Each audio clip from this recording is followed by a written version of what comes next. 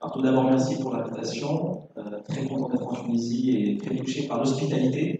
La rectification, je ne suis pas professeur. C'est juste une tabagie, ça porte souvent en confusion PH, cafégie, voilà. Donc, on fait souvent ce genre d'assimilation. Je vous invite tous à aller vraiment en avant et à occuper les chaises devant, s'il vous plaît, parce que c'est une session très interactive et puis les images à distance, c'est un peu compliqué dans la mesure où c'est vous globalement qui allez faire le tour. Nous, on est juste là, on sera spectateurs. Je serai moi en salle et avec mon collègue Mehdi Gondoura. Donc, on va vous donner la main fréquemment. Moi, je serai là pour vous donner la main et pour vous montrer un peu les images.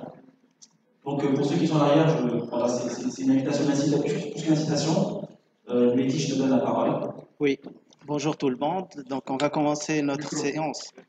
On va commencer notre séance par ce cas clinique. Donc, il s'agit d'un patient de 44 ans, tabagique, qui consulte pour une altération modérée de l'état général et une toux persistante. Donc, sur la radio pulmonaire, vous identifiez des opacités bilatérales. Vous décidez de l'évaluer par un scanner thoracique sans injection. Voici une coupe axiale en fenêtre parenchymateuse. Donc, quelle est votre conduite à tenir initiale? Alors, proposition A, antibiothérapie probabiliste et contrôle. A. Qui propose A? Voilà. Pourquoi? Sur la radiographie de thorax, je vois qu'il y a une condensation parenchymateuse avec un bronchogramme aérien. D'accord. Donc c'est bilatéral, c'est systématisé. Le premier diagnostic, je pense, c'est une pneumopathie infectieuse. D'accord. Est-ce que tout le monde est d'accord avec le A? Tout le monde sait pour le A? Oui. Il y a d'autres personnes pour A. C'est un bronchogramme aérien, condensation rétractile bilatérale. D'accord. Ok. D'autres personnes pour le A. D'accord. Donc, est-ce que plutôt quelqu'un c'est pour le B du coup? Donc, personne n'irait sur le B. D'emblée, pas d'emblée. Une fibro d'emblée, pourquoi? D'emblée. C'est-à-dire que là, c'est la question, c'est d'emblée.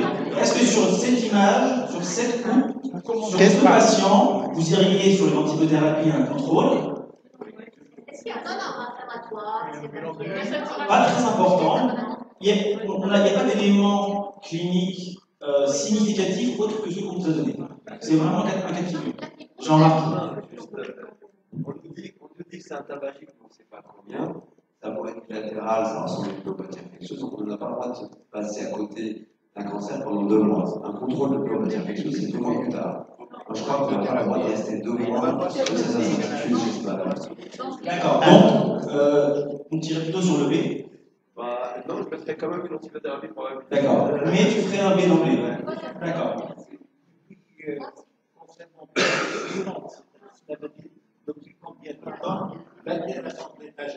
Plus 3 mois.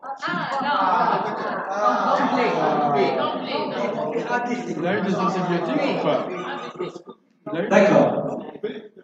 Alors, pourquoi encore une fois? Alors, il y a une chose qui est importante, c'est qu'on va vous demander, juste l'espace de cet atelier, de ne pas vous concentrer tant que ça sur la clinique, ce qui est important. On ne diminue pas l'intérêt de la clinique.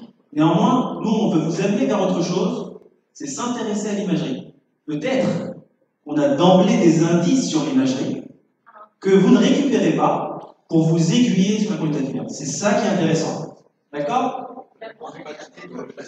Alors, là, ça va vous donner raison. Bien sûr, une présentation avec des images alvéolaires, donc les thérapies probabilistes, je ne suis pas. Mais moi, je vais voir un peu les fenêtres médiastinales. Et il y a des petites choses qui me dérangent un peu. Il y a des petites nodules péribroncovasculaires qui me dérangent. Pas de compétition, à point de départ bilatéral. J'ai une petite pensée à la sarcoïdose. Donc, le île gauche, donc, là, déjà, on a une analyse qui est un peu différente. Mais on reste sur l'idée éventuellement d'une condensation alvéolaire. Si j'ai bien compris. Avec des atypies. D'accord. Avec les calculs. Le prélèvement histologique, le C ou le D. Donc le C et le B, ok. Le D. Le D, pas forcément. Ok. Donc une majorité de A, un peu moins de B et des ABC. Les ABC. Ouais. Mais en tout cas, sur votre évaluation de l'imagerie, on est plutôt sur la description d'une condensation alvéolaire avec un bon programme RD. C'est bien ça? Oui. Et plus des lésions associées. Mais pour l'instant, si on reste sur les condensations, la description que vous en faites, c'est la suivante. J'ai par contre entendu quelqu'un qui parlait d'une déformation scissurale. Je sais plus.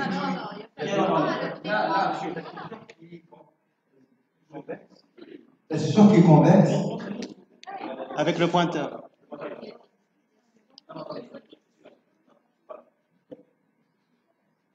À droite. Non, mais là, c'est son avis.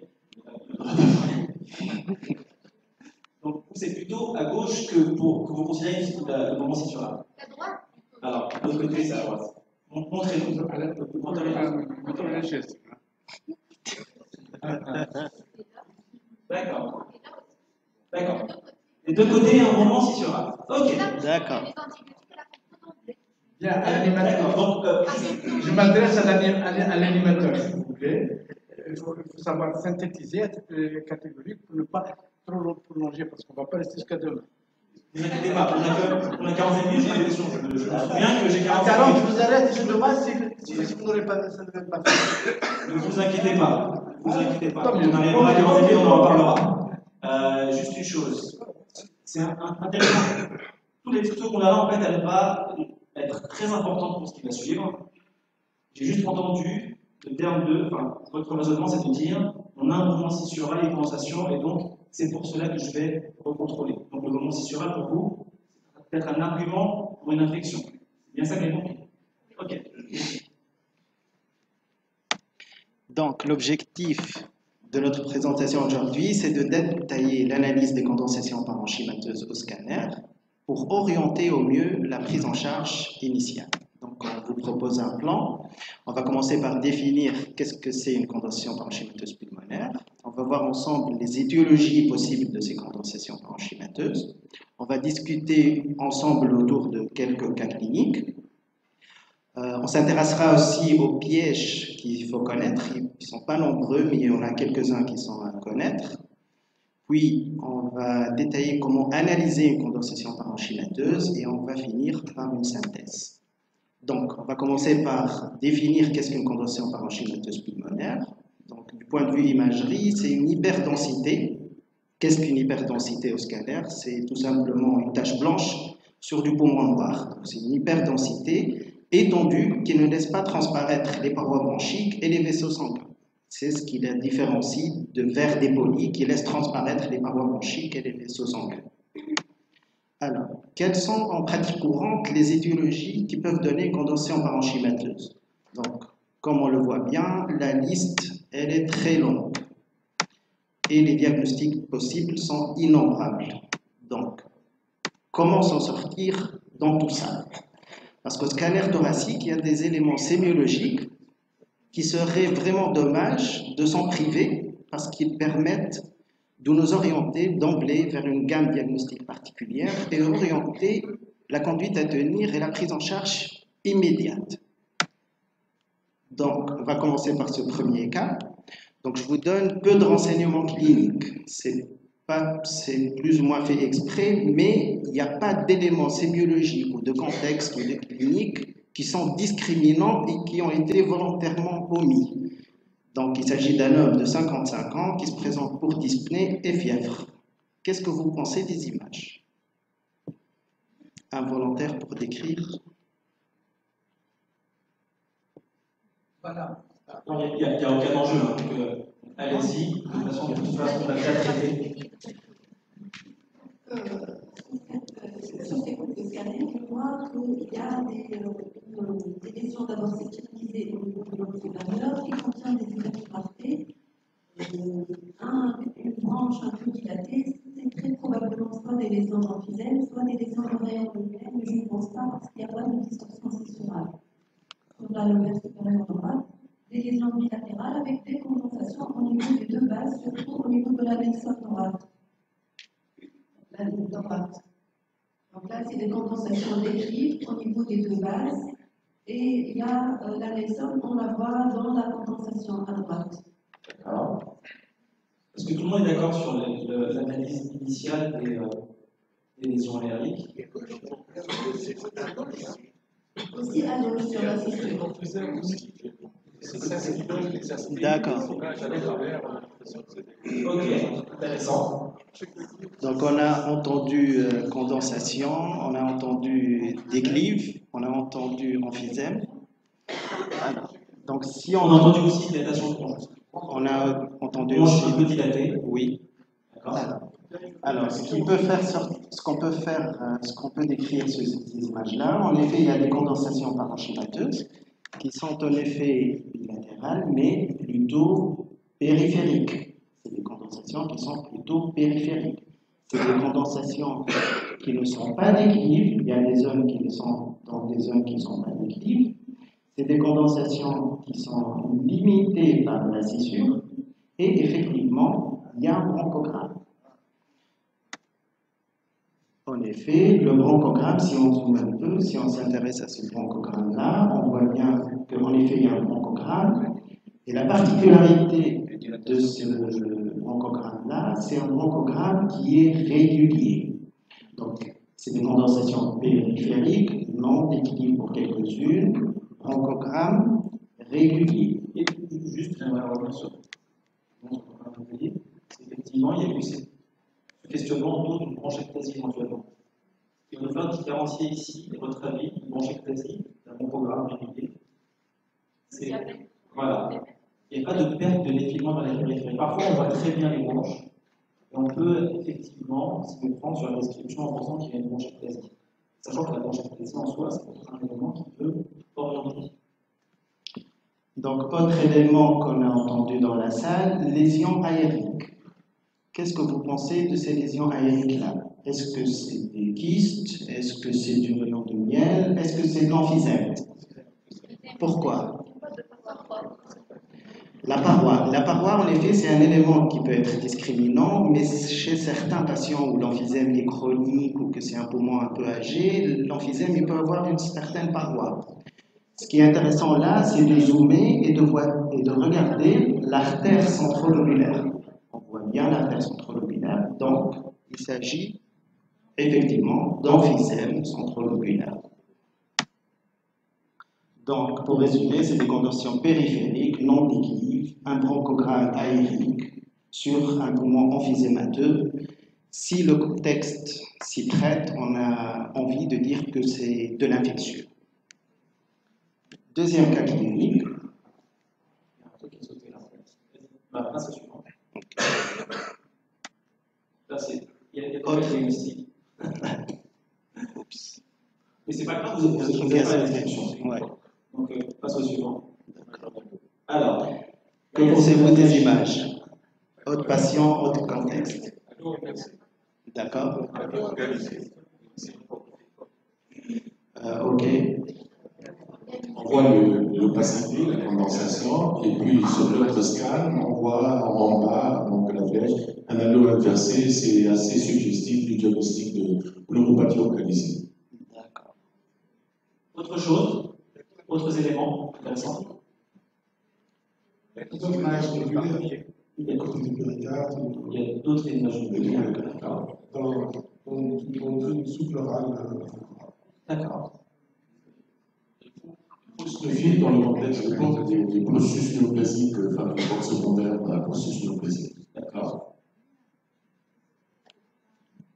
Et qu'est-ce que vous pensez de cette image? Des nodules au niveau des deux champs pulmonaires, à gauche, en paracardiaque, à droite aussi, des lésions sous-pleurales. Je ne sais pas, peut-être qu'on pourra penser à la localisation métastatique.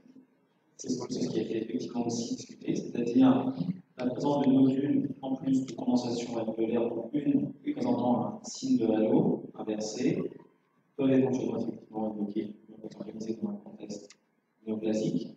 Et il y a aussi cette image, cette condensation, qui a un critère aussi qui peut être intéressant. C'est une image à contour sticulé. D'accord. Est-ce que tout le monde est d'accord sur le contour sticulé? J'ai entendu polylobé. Polylobé. Et donc, il forme un peu pseudo-nodulaire. nodulaire et surtout qui répond à un critère intéressant, c'est de suivre les bronches. Ils sont plutôt péribroncovasculaires. Donc en effet, on retrouve les images à type de, on a retrouvé en effet une distribution plutôt péribroncovasculaire, le signe de l'atoll, les condensations pseudonodulaires. Donc en effet, on peut s'orienter plutôt vers une pneumopathie organisée. Donc autre cas, quelles sont les particularités sémiologiques qui vous sautent aux yeux d'emblée qui permettent de s'orienter vers une étiologie particulière?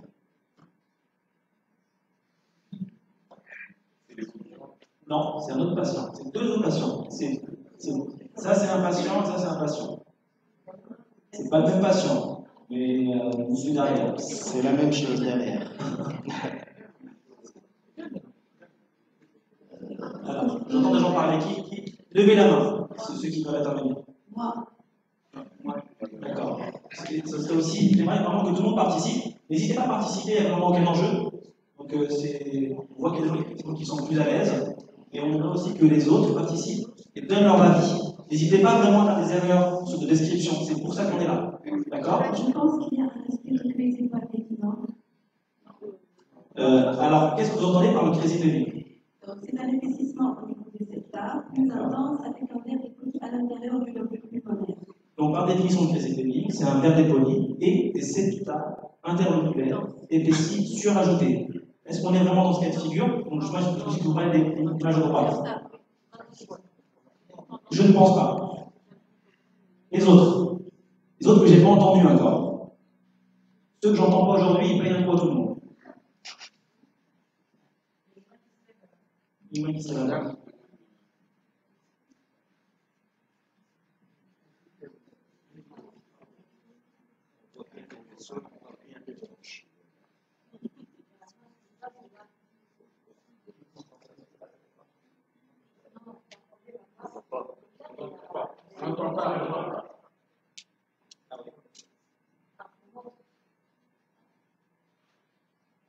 Il y a des micros là. Oui. Donc, ce que je vois moi là, il y a quelques micromodules. Est-ce que c'est pas un aspect un peu de bronchiolite infectieuse, c'est périphérique? Mais bon, mais ça respecte l'espace souterrain. En plus de cette opacité, enfin, par exemple,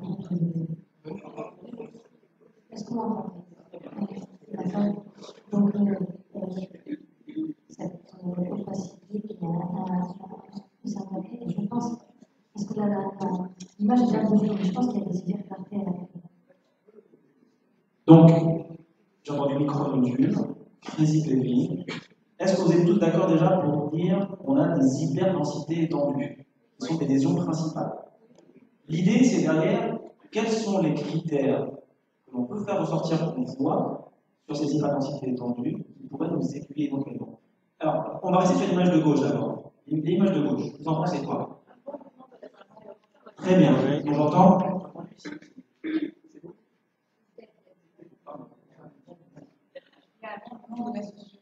D'accord. Parce que tout à l'heure, on a vu aussi une description de moment de la scissure. Comment vous le définissez en fait, le moment de la scissure? Pas tout le temps évident ceci du moment de la scissure. Alors? En S.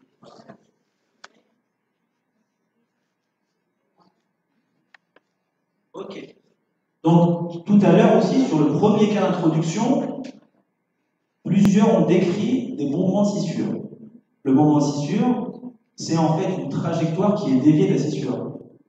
Il ne s'agit pas d'avoir un aspect arrondi de la scissure, qu'on peut avoir dans une expiration par exemple. Mais plutôt ici, on voit une scissure qui est, au lieu d'être rectiligne ou d'avoir une trajectoire continue, elle a une trajectoire en deux temps, elle fait ça, puis après elle fait une petite boucle. Donc ça, c'est un signe qui est très intéressant, qui nous aiguille vers quoi du coup le mouvement de la scissure? Potentiellement suspect. Une pneumopathie infectieuse éclipsée également. Éventuellement, d'accord? Mais surtout, on va avoir une arrière-pensée pour quelque chose qui expand, qui augmente le volume pulmonaire. Et donc, une arrière-pensée systématiquement pour quelque chose de tumoral. Autre chose? Autre chose dans la description. Alors, les opacités nodulaires, micronodulaires, mais là, il faudrait un MIP qu'on n'a pas, parce qu'il n'y a pas vraiment d'opacités nodulaires qui sont significatives. Autre chose? Non, sur la condensation alvéolaire. On se concentre encore sur l'image de gauche. Il y a un bronchogramme aérien. Il y a un bronchogramme aérien, très bien. Comment il est ce bronchogramme? Il démarre des logies, et puis après, il prend le bronchogramme, et voilà. Il est rigide. Il est rigide. Il est vascularisé, j'ai entendu. L'hypervascularisation. Sur quel argument vous pensez qu'il y a une augmentation centrale? Comment vous savez que les vaisseaux sont dilatés? Sur quel argument? Augmentation des diamètres. Le diamètre est plus gros que celui des gauches.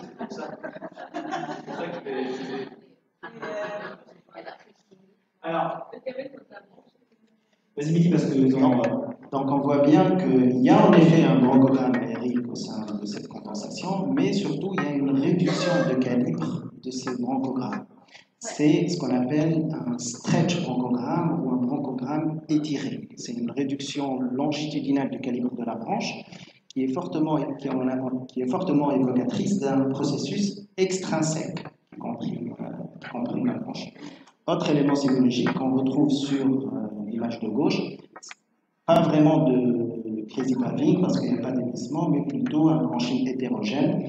Donc tous ces éléments-là, on a envie de s'orienter plutôt vers une origine tumorale. On passe au cas suivant. Donc, 3 cas cliniques, 3 patients différents, 3 pathologies différentes, mais est-ce qu'il y a un point commun qui vous saute aux yeux d'emblée? les gens qui n'ont pas encore parlé, s'il vous plaît.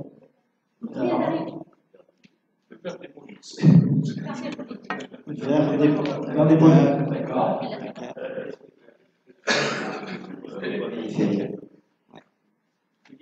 J'ai entendu, oui. Donc, un respect. C'est ce point-là. Attention, parce que tout à l'heure, on a fait déjà 2 cas.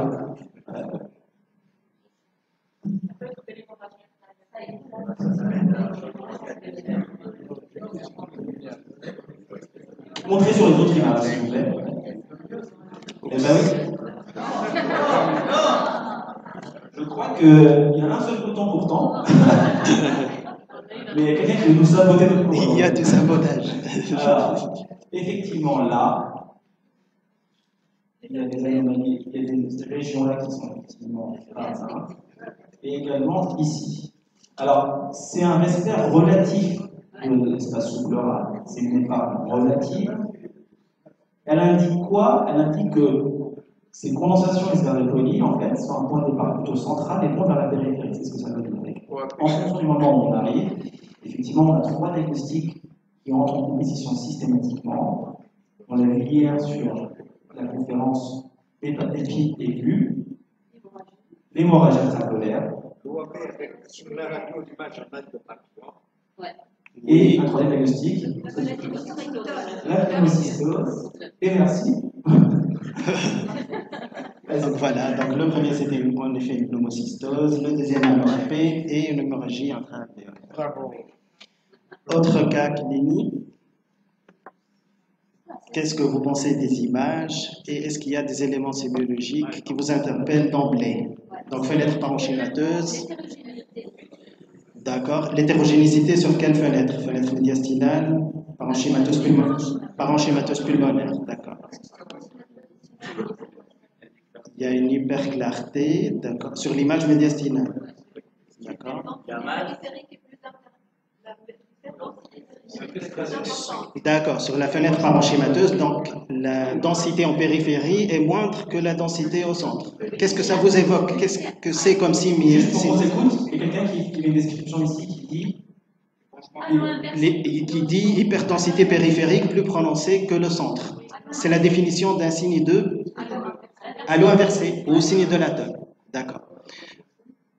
En restant toujours sur la fenêtre parenchymateuse. Ah, je l'avais aussi. Oui. C'est une séquestration.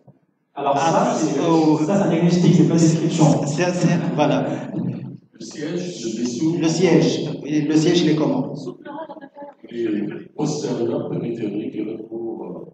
D'accord, donc postérieur, sous-pleural, d'accord. Et est-ce que c'est discriminant ça? Comment? Est-ce que c'est discriminant pour une séquestration? Est-ce que vous avez séquestration d'emblée sur cette image?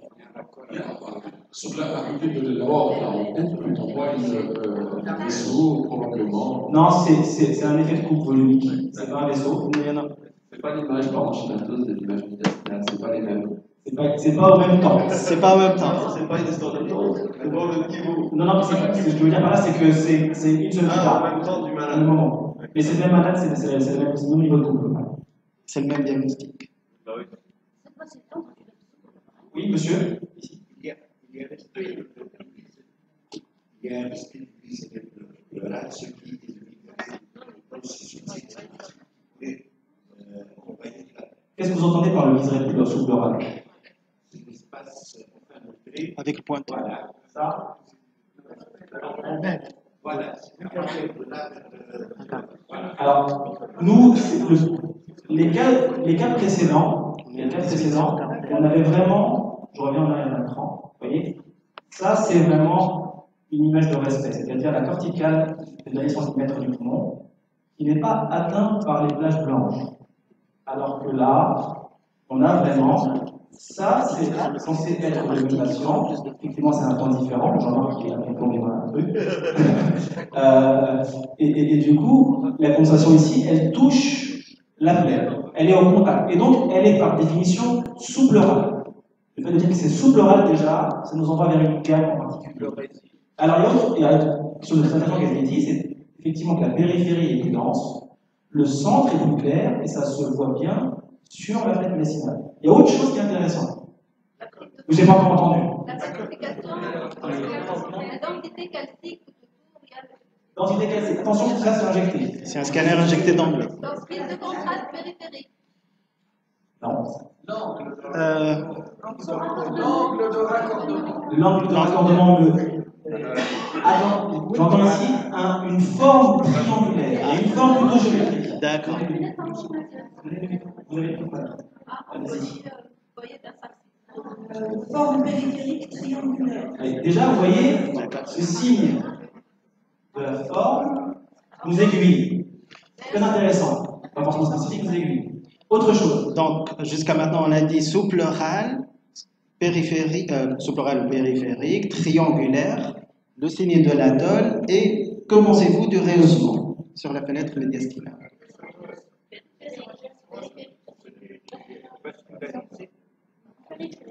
Est-ce que ça se rehausse parfaitement et de façon homogène? Que pensez-vous de cette zone-là? Si on la compare par rapport à cette zone-là. Voilà, c'est une zone qui ne se rehausse pas. D'accord?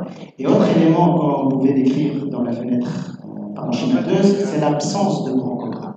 Donc tous ces éléments-là, périphérique, sous-pleural, triangulaire, un signe de l'atoll, l'absence de bronchogramme et le défaut de rehaussement, donc exactement, c'était en effet un infarctus pulmonaire. Donc on passe au cas suivant. Le cas suivant. Des volontaires. Tout à l'heure, vous avez dit bon, condensation alvéolaire, bronchogramme aéré. Est-ce que quelqu'un veut rajouter quelque chose en dehors des signes associés sur la condensation? De l'atoll ou à l'eau inversée. C'est le signe de l'atoll ou à l'eau inversée. On y reviendra un peu dessus tout à l'heure. Il nous reste 15 minutes. Oui, c'est bon. C'est très intéressant. Allez-y, vas-y. Alors, c'est notre cas clinique, un volontaire pour décrire les images. Alors, juste si vous avez remarqué depuis tout à l'heure, on parle de la. Ça c'est intéressant. Ouais. Ça c'est intéressant. Prenez le micro, monsieur. Les branches sont écrasées, il y a la scissure qui est tombée. Alors, la scission tout à l'heure, vous avez vu, on a vu tout à l'heure en scission un peu la. Est-ce qu'elle est. Alors, je me permets juste par rapport à la scissure, c'est très important qu'on reprend ce point-là. On a dit qu'une scissure, un mouvement scissural, on le valide, que lorsque la trajectoire de la scissure est changée. Là, elle a un aspect arrondi, mais c'est pas un mouvement scissural. C'est différent. Tout à l'heure, on avait vraiment une déformation de la scissure sur sa trajectoire. Par contre, monsieur, vous avez dit que les bronches ont l'air écrasées. Ça fait référence à quoi pour vous, ça? Quelque chose d'extrinsèque. Très bien. Alvéolaire. Alvéolaire. Si c'est extrinsèque, est-ce que c'est alvéolaire? Quoi? Quoi interstitiel? Un broncolo alvéolaire Un broncolo alvéolaire. Ou bien, surtout, alors l'info, c'est rare que ça surcharge, pulsation alvéolaire, avec une déformation de la bronche. Est-ce que vous pensez que une surcharge vous donnez? Quel type d'atteinte? Il y a la sarcoïdose et il y a d'autres. Quand on regarde là. Pourquoi la sarcoïdose? Voilà pourquoi. Non, Parce que quand on regarde les autres images en dessous de l'image alvéolaire, on a une irrégularité de toutes les scissures. Et avec des nodules, vous savez, il y a des micronodules péribrachio-vasculaires. Ça, c'est une distribution. Périlymphatique. On va pas. Attention, parce que la scissure est irrégulière, il y a beaucoup de nodules. Alors, ce que vous montrez là, c'est pas la scissure. Mais non, indépendamment de la scissure. Il y a d'autres lésions qui s'accompagnent. Que clairement, l'objectif de l'étude qu'on a là, c'est pas un diagnostic. On soit tous d'accord. L'intérêt que nous, on veut vous apporter est unique. Vous avez vu qu'au départ, on a introduit un objectif qui était de prendre un temps d'analyse concernant les condensations alvéolaires. Ce n'est pas un défi, il n'y a personne qui va gagner un pied à la fin. Donc, l'objectif, ce n'est pas le diagnostic, c'est comment, quels éléments sémiologiques, quels indices on va pouvoir retirer, auxquels intuitivement vous n'irez pas. Bien évidemment, si on a toute la clinique, tous les éléments biologiques, si on a l'histologie, si on a la biopsie, effectivement, si on a tout le scanner avec lui, etc., on va bien évidemment avoir plus d'informations. Néanmoins, uniquement sur la condensation, déjà, on a des signes intéressants auxquels vous n'allez pas forcément prêter attention. Là, j'ai entendu quelque chose de très intéressant. On est passé tout à l'heure d'une condensation alvéolaire, et donc une arrière-pensée intuitive sur le chemin infectieux, vers là, quelque chose plutôt de tumoral ou autre, ou granulomateux, sur un argument très intéressant qui est l'aspect du bronchogramme. Tous les bronchogrammes ne se valent pas. C'est ça qu'il faut retenir. C'est-à-dire que là, on a un aspect d'irrégularité, de réduction de la lumière, qui renvoie vers quelque chose d'important. Non, plutôt un engaiement des branches. Mais quoi, il n'y a pas un piégeage de... Non, ça c'est en fait c'est une seule coupe qu'on vous montre là. Donc effectivement après on peut construire des images. Ça c'est juste un poumon sain au sein d'une condensation. C'est-à-dire que la condensation n'a pas atteint toutes les zones du poumon. Et surtout le piégeage effectivement c'est un sujet à part. On aurait aimé avoir un expiratoire par exemple pour bien l'évaluer. Mais en tout cas ici c'est pas une image d'atteinte de piégeage. Alors, cette pathologie-là, d'ailleurs, elle donne des atteintes périlobulaires, justement, qui peuvent mimer un aspect de piégeage. En tout cas, on est tous d'accord, et Mehdi va continuer, parce qu'on prend la main. Donc, en fait, on est tous d'accord que ce bronchogramme, il y a des zones de réduction de calibre qui sont plutôt le témoin d'un engaiement des branches, plutôt par un processus qui est périlymphatique, et qui peut être notamment granulomateux dans le cadre d'une sarcoïdose.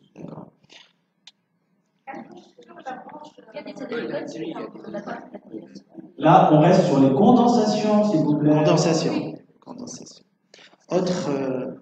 Autre cas, autre image. Quel est l'élément qui s'oppose? Une sarcoïdose. C'était une sarcoïdose avec les condensations péribrachio-vasculaires, les signes associés, etc. Donc, autre cas. Là, on a des images. Il y a un gradient au niveau des images. Voilà. Après, on a une condensation. Voilà. Donc, ce qui saute aux yeux, c'est qu'il y a un gradient antéro-postérieur des lésions qui est fortement évocateur d'Astra. On passe au cas suivant. Que pensez-vous de ces images-là? Quelle est la particularité sémiologique qui vous interpelle au sein de cette condensation? parenchymateuse. L'excavation périphérique. Est-ce que c'est une excavation? Pourquoi c'est une excavation? C'est une hyperclarté, mais est-ce que c'est de l'excavation ou autre chose?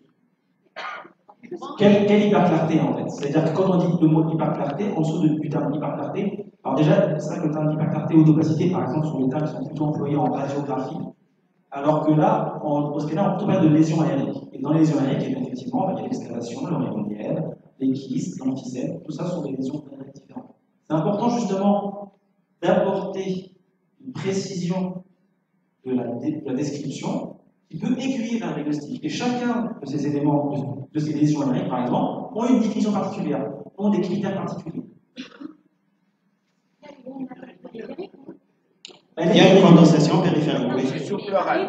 Et non pariétale, pas trop. Et on n'est pas sur la bonne fenêtre. Restons sur le parenchyme. Donc, cette hyperclarté irrégulière est allongée, soit ces épaules sont des branches, soit des kystes aériens qui sont un processus. Alors, kyste aérien, vous n'entendez pas parler de kyste aérien. Dilatation de branche, effectivement, quand vous dites que c'est allongé, que ça n'est pas irrégulière, c'est une bronchectasie. Et quel type de bronchectasie? Par traction, bravo. Donc, condensation plus bronchectasie par traction, c'est plutôt quelque chose de séquelaire. Voilà. Et dans ce contexte, dans cette situation-là, c'était une pneumopathie rénale. Ok, vas-y. Alors, d'autres diagnostics différentiels sont à connaître, et notamment les atélectasies. On parle des condensations alvéolaires, bien sûr. Voilà, les diagnostics différentiels des atélectasies, qui sont plutôt un collapsus du parenchyme pulmonaire. Les atélectasies, elles aussi, elles se rehaussent de façon plus ou moins homogène. Il peut y avoir un bronchogramme aérique là-dedans, comme n'importe quelle condensation parenchymateuse, mais ce qui nous permet notamment de les différencier, c'est l'aspect lenticulaire, ou une condensation plane ou lenticulaire. Aussi, les atélectasies, quand elles sont chroniques, le bronchogramme n'est pas forcément régulier et il peut être irrégulier. J'apporte juste une petite précision sur ça. C'est qu'effectivement, pourquoi en fait on vous montre ça? C'est qu'en pratique courante, quand on a une pleurésie, on se pose souvent la question, est-ce qu'on a simplement une atélectasie passive ou est-ce qu'il y a aussi une condensation alvéolaire associée? Une façon de s'en sortir, c'est de reconstruire dans les trois plans, coronal, sagittal, de voir à quoi ressemblent ces condensations. Une condensation alvéolaire, c'est une plage, je vous ai dit en introduction, c'est une hyperdensité étendue, une espèce de plage. Elle n'a pas de raison d'avoir une forme géométrique lenticulaire, il n'y a pas de raison. Un aspect plutôt en bande va nous aiguiller vers une simple atélectasie passive. Et c'est une discussion qu'on a fréquemment. Patient qui vient pour quel que soit le contexte avec une pleurésie, on se pose la question d'une pleurésie associée à une bronchopneumopathie, ou est-ce que c'est simplement une pleurésie qui pousse le poumon, les bases pulmonaires, qui donne cet aspect lenticulaire. Ce qui est très confondant aussi, c'est que les atélectasies passives, lors des atélectasies passives, on n'a pas de collapsus des bronches. Et donc, on peut avoir un aspect pseudo-bronchogramme qui, intuitivement, si on n'a pas l'habitude, nous renvoie directement vers la conclusion d'une condensation alvéolaire. C'est l'intérêt de montrer ça. Alors, et ici, pour l'atélectasie chronique, l'atélectasie aérée, comme on dit, elle également compare des bronchectasies par traction. Il y a une réduction de volume très importante, et on s'en sort aussi assez fréquemment grâce à la résolution temporelle, c'est-à-dire à la comparaison précédente des intervalles. Autre situation piégeante, c'est l'association de condensation parenchymateuse pulmonaire et de lésions aériques. Donc, cette association-là, elle peut être dans un contexte, par exemple, là on voit des condensations parenchymateuses qui s'associent à des lésions aériques. Ces lésions aériques peuvent être d'authentiques excavations dans un contexte notamment infectieux, comme c'est le cas ici, des contentions périphériques, du bronchogramme, de l'excavation. Donc ça, c'était une authentique pneumopathie nécrosante. Mais par contre, il y a des situations qui sont un peu piégeantes, où l'association de contention parenchymateuse avec d'autres lésions aériques, qui sont dans cette situation-là, première situation, des lésions d'emphysème, ou dans cette situation-là, l'association d'une condensation, et là c'était un cancer bronchopulmonaire, avec des lésions de rayons de miel chez un patient qui a une fibrose. Et c'est important parce que la présence d'une excavation au sein d'une condensation alvéolaire non décliée et pneumogrammes aérés, ça recoupe les signes cardinaux d'une infection pulmonaire bactérienne. On s'attend à la voir aux inversions bactériennes, c'est un site qui est très intéressant de retrouver. Effectivement, il ne faut pas le confondre avec ces anomalies ici l'emphysème. Je reprends ça parce que c'est très intéressant. Nous, il nous arrive parfois, moi, sur les 5 dernières années, il y a 3 dossiers comme ça, que je me rappelle très bien, de vers des polypes ou de condensation dans les lobes supérieurs chez un patient tabagique, ou sur la description du scanner, le radiologue, et un portionnaire qui a suivi, sont partis sur un rayon de miel. Lorsqu'on a un emphysème très important, les hyperdensités surajoutées vont mettre en évidence ces lésions d'emphysème et vont parfois donner des images de strates de lésions aériques qui peuvent nous aiguiller vers un rayon de miel. On a vu hier la question du rayon de miel, à quel point elle est importante, à quel point elle est centrale, et ça a tout de suite aiguillé vers une fibrose pulmonaire. Alors il s'agissait tout simplement d'une surinfection sur un poumon emphysémateux, et le signe distinctif, je le rappelle, mais il faut le dire, qui est plus robuste que l'absence de paroi, ou la présence de paroi, c'est la terre centrolobulaire qu'il faut rechercher. Tout à l'heure, midi, vous avez montré le dossier, on a bien zoomé pour mettre en évidence, pour bien regarder, et la rechercher systématiquement quand vous posez la question de l'envie. Très, très important.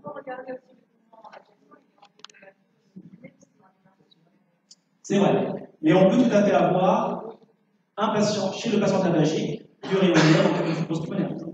Donc les deux peuvent être associés. Passons à l'analyse. Alors, comment analyser une condensation parenchymatose? Donc, ce serait intéressant d'analyser la distribution. La distribution, elle peut être périphérique, comme dans cette situation-là. Voilà. Elle peut être périphérique, comme dans cette situation-là, avec le bronchogramme. Là, on a envie de dire que, vu la fréquence, on a envie de dire initialement que c'est infectieux, mais cet aspect-là, c'est l'aspect le moins spécifique. Parmi les 5 diapos qui est là, cette distribution-là qui est périphérique, c'est la distribution la moins évocatrice ou la moins discriminante. Par contre, d'autres distributions sont un peu plus discriminantes, telles que la distribution péribronchovasculaire. Voilà, la condensation péribronchovasculaire, qui peut nous orienter vers une certaine gamme diagnostique, notamment les neuropathies localisées. Et je fais une petite remarque, le terme de péribronchovasculaire, ça veut dire quoi en pratique? Ça veut dire que vous avez remarqué en fait que ces condensations, elles suivent parfaitement la distribution des bronches. À chaque fois que vous allez descendre faire appliquer les découpes, les condensations vont suivre ces bronches. Ça, c'est un signe très intéressant à l'antipotomercute et très évocateur, notamment du topomercute. Autre distribution, c'est la distribution plutôt centrale et l'épargne plus ou moins relative des zones sous-pleurales, comme dans ce patient-là où c'était un OAP. Autre situation, c'est l'inverse de celle-là, c'est plutôt la répartition sous-pleurale et l'épargne relative des zones centrales du poumon, ça c'était une pneumopathie à eosinophile.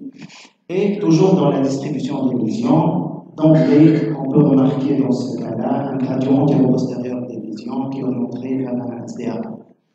Pour revenir sur justement la répartition sous-pleurale et non pas périphérique, la différence est au contact avec la plèvre, et surtout des condensations qui sont plutôt un petit peu quadrangulaires et qui effectivement sont l'inverse, l'image inversée de la répartition centrale. Très évocatrice d'une pneumopathie eosinophile, en particulier américaine.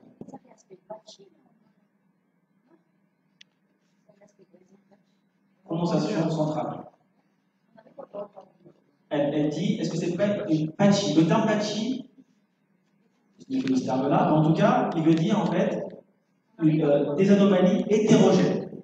On disait un petit peu hier sur la fibrose pulmonaire, la distribution hétérogène. Il faut se méfier de ce terme-là, et c'est vrai qu'il est non spécifique. Ici, la particularité qu'on peut regarder, qu'on peut rechercher, c'est effectivement des condensations très importantes et des zones non atteintes. Et où sont ces zones non atteintes? Elles sont sur la région corticale du poumon, la région plus périphérique. Deuxième élément analysé, donc la forme. Donc la forme.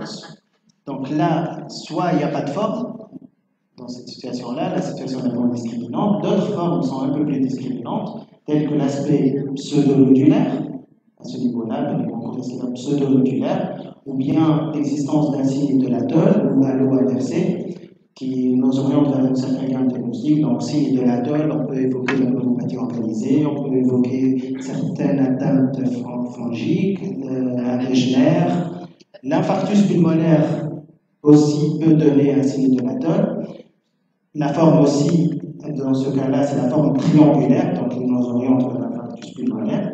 Et autre forme qu'on peut retrouver, c'est la forme, c'est l'aspect en halo, et qui peut nous, on a envie, si le contexte s'y prête, d'éliminer une atteinte aspergéaire. Il faut savoir aussi que certaines vascularites donnent cet aspect-là, et notamment certaines étiologies tumorales peuvent donner cette forme-là.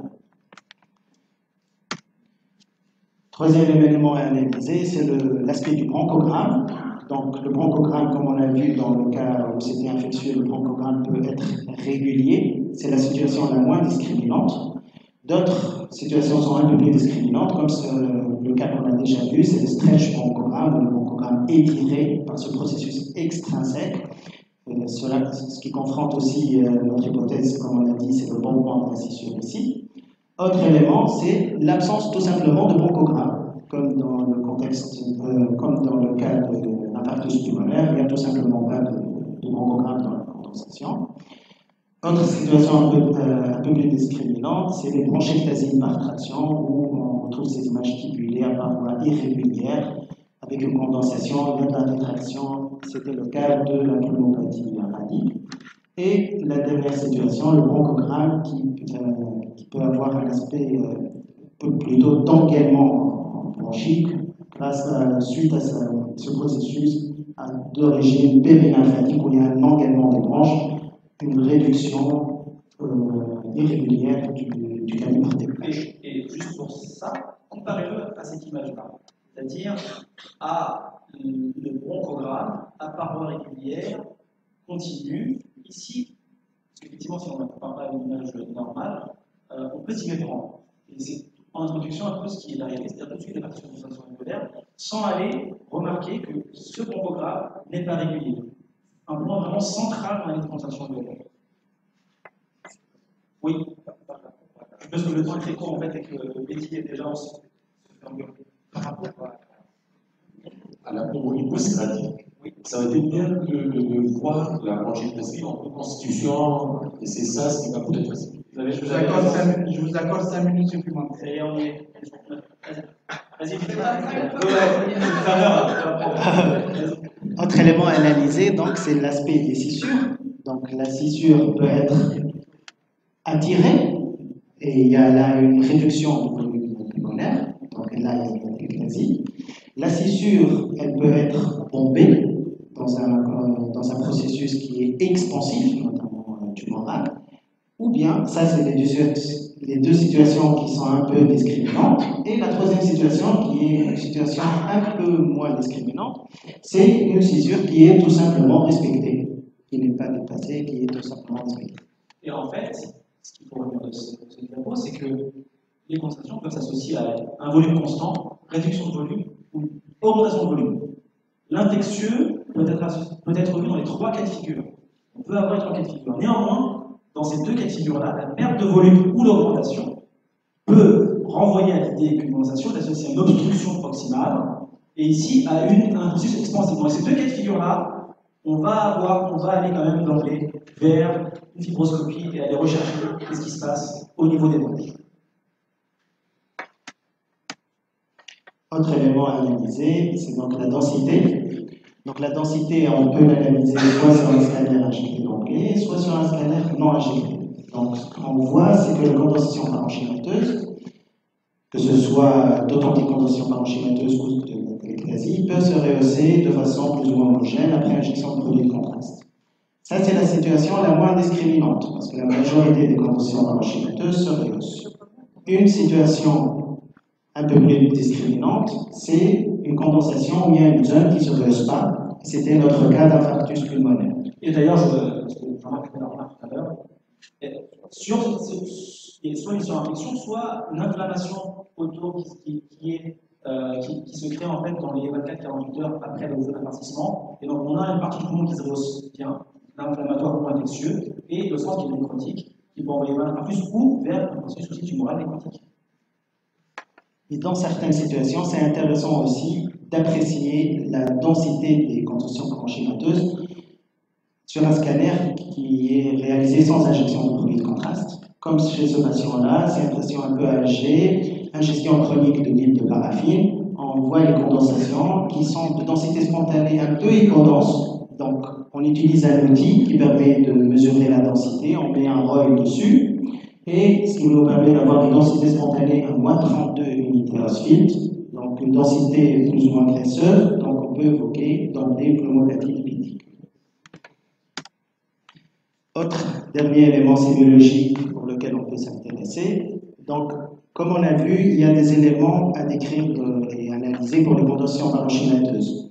Mais au-delà du fait de se jeter directement sur la contusion parenchymateuse à un instant T, c'est intéressant aussi des fois, chez des patients qui sont suivis ou on a de l'antériorité, ce serait dommage de se priver d'un autre élément qu'on peut décrire, c'est l'évolution temporelle ou un caractère plus ou moins migrateur ou la type des lésions qui peut orienter d'emblée vers une certaine gamme diagnostique. Ok, on est très en retard, donc je vais s'arrêter très rapidement. Là, c'est juste pour vous dire que tout ce qui brille n'est pas de l'or. Toutes les condensations alvéolaires ne se valent pas. Vous avez suffisamment d'éléments sémiologiques au scanner qui peuvent vous aiguiller. Ne vous en privez pas, c'est ça le message. Voilà une façon synthétique de montrer quand même la richesse sémiologique qu'on peut avoir sur une condensation alvéolaire. Ne vous privez pas de ces éléments-là. Essayez de rechercher systématiquement.